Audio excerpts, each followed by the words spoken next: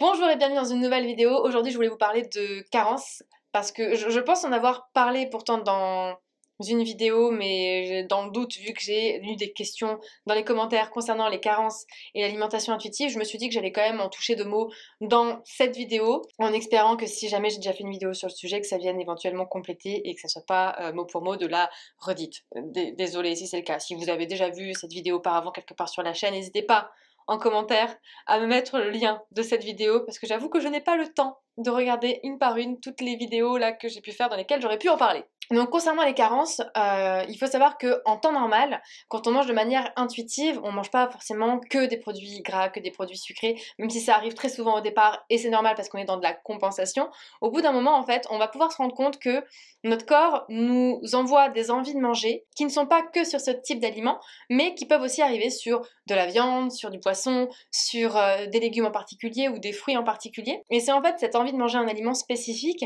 qui répond à un besoin du corps pour justement éviter une carence. Donc ça veut dire qu'en temps normal, en mangeant de manière intuitive, peut-être pas sur le début, mais sur le long terme en tout cas, on va, en s'écoutant, en écoutant les envies de notre corps, finir par manger plus ou moins équilibré. Pas forcément, comme vous le savez, sur un repas, mais plutôt sur la journée, sur la semaine, voire sur le mois. Et en mangeant de ce fait de manière diversifiée, c'est ce qui va empêcher, en fait, en quelque sorte, le corps d'avoir des carences. Après, je suis pas en train de dire qu'en faisant ça, on n'aura jamais de carence. Je suis juste en train de dire qu'on aura moins de risques d'avoir de carence, comme si on était en train de faire en quelque sorte un rééquilibrage alimentaire. Après, forcément, selon les personnes, il va y avoir des personnes qui vont être plus sujettes à certaines carences que d'autres. C'est pour ça que si un jour vous sentez que vous avez une carence, il ne faut pas non plus en vouloir à votre corps de ne pas vous envoyer le signal qui. Parce que peut-être que le corps vous a envoyé le signal et que vous l'avez peut-être pas perçu parce que c'est tellement en même temps assez, on peut dire en quelque sorte, assez furtif comme sensation, quoique normalement le corps, si on répond pas aux besoins, va quand même régulièrement nous envoyer le signal d'alarme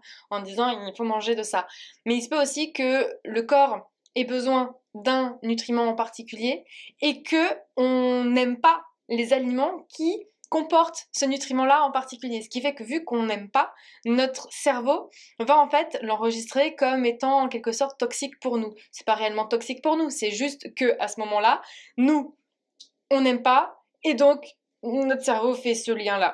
Parce que pour lui, on se dit c'est pas mangeable quoi. Et vu que le cerveau se dit bah non là c'est pas possible parce que c'est pas mangeable pour lui, bah il peut pas envoyer le signal sur autre chose. Donc c'est pour ça que dans ces cas-là, l'aspect nutrition, diététique de ce qu'on peut apprendre sur les aliments peut être profitable. Et c'est dans ces moments-là en fait où ça peut être éventuellement intéressant de se renseigner, de regarder un petit peu sur internet la composition des aliments. C'est vraiment si vous avez eu une alerte, une carence et que vous êtes sujette assez souvent à ce type de carence, que vous puissiez éventuellement savoir dans quel type d'aliment est-ce qu'il y a ce nutriment-là en particulier pour que vous puissiez en manger de manière un petit peu plus régulière si vous aimez cet aliment-là en particulier, pour justement éviter que cette carence arrive un peu trop souvent parce que ça sera apporté de manière régulière au corps et qu'il n'y aura pas de souci. Personnellement, pour moi, au tout début du travail que j'ai fait sur le comportement alimentaire, ça a été flagrant dans deux situations. La première, c'était un mois après avoir travaillé sur mon comportement alimentaire, parce que forcément, vous saviez qu'au début, je faisais un rééquilibrage alimentaire.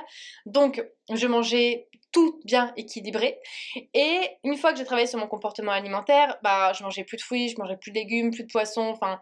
Je mangeais vraiment des produits en grande majorité assez fat parce que c'était le type de produit que je m'interdisais de manger avant ou que je limitais avant. Donc là, je me faisais plaise sans compter, totalement lâcher prise.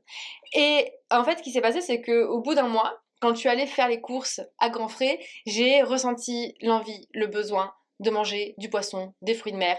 Et en fait, tout mon budget course est passé dans le rayon poisson. À ce moment-là, je n'étais pas en capacité de dire ce qui se passait, mais je ne pouvais rien voir d'autre que du poisson. Ce qui fait que je suis revenue de course et j'ai dit à monsieur, qui du coup mangeait comme moi parce que c'est moi qui fais les courses, donc en fait en règle générale il est pas chiant, il mange ce qu'il y a, et je lui ai dit écoute, je suis désolée, mais en fait là dans les courses j'ai pris que du poisson, donc j'espère que ça te dérange pas, j'espère que t'aimes quand même le poisson et ces trucs là et que t'es prêt à en manger parce que là je pense que sur la prochaine semaine ça va y aller. Et en fait il m'a dit ça tombe bien parce qu'en ce moment j'ai grave envie de manger du poisson. Et c'est là où je me suis dit, tiens, c'est bizarre, parce qu'on est deux à avoir envie de manger du poisson, on est deux à avoir la même alimentation, Et c'est plus tard, en fait, quand j'ai continué à me renseigner sur le comportement alimentaire, que j'ai appris qu'en fait, bah, c'est qu'à ce moment-là, je pense que notre corps avait un manque en nutriments qu'il y a, en fait, dans le poisson et dans les fruits de mer, qu'il n'y a pas ailleurs, et que là, clairement, il est en train de nous faire comprendre que là, il fallait ravitailler. La deuxième fois où ça m'est arrivé, c'était plus vers la période de fin novembre, début décembre, qui suit du coup le travail que j'ai fait là. Je n'avais toujours pratiquement pas mangé de fruits, de légumes, et en fait, dans cette période-là, j'ai senti que j'étais extrêmement fatiguée. J'avais pas envie d'un aliment en particulier, et je me suis demandé quel était le problème. Et en fait, c'est là où mes connaissances ont pu éventuellement me servir parce que je me suis dit, ok, là on arrive dans la période hivernale, je me sens fatiguée. Est-ce que par hasard je serais pas en manque de vitamines? Parce que je me suis dit en même temps, je mange plus de fruits, je mange plus de légumes.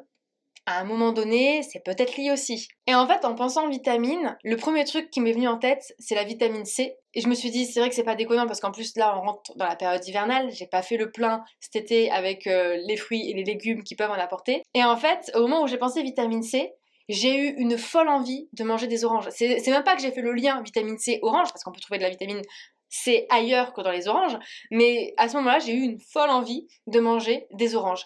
Donc j'avais pas d'orange à la maison, mais je me suis dit, prochaine course, je m'achète une ribambelle d'oranges, histoire de pouvoir combler mon envie si à ce moment-là l'envie est toujours présente. C'est ce qui s'est passé. Prochaine course, bah, j'ai acheté plein d'oranges, l'envie était toujours présente, j'ai mangé pas mal d'oranges, et comme je l'ai pensé, bah en fait, au niveau fatigue, ça allait quand même beaucoup mieux. Et c'est, je crois, à partir de ce moment-là, que j'ai commencé à manger de manière un peu plus régulière des fruits, des légumes, parce que j'ai commencé à avoir un peu plus d'envie aussi d'en manger, sans me forcer en fait, juste par plaisir d'en manger, par envie d'en manger et non pour m'obliger à en manger pour manger équilibré. Donc tout ça pour vous dire au final que quand vous avez envie de manger un aliment spécifique, c'est pas forcément un caprice, c'est parce qu'il y a un besoin au niveau du corps, au niveau de votre organisme, que c'est aussi peut-être pour éviter des carences, mais manger de manière intuitive, ça signifie pas forcément que vous allez jamais avoir de carence. Chaque personne est différente.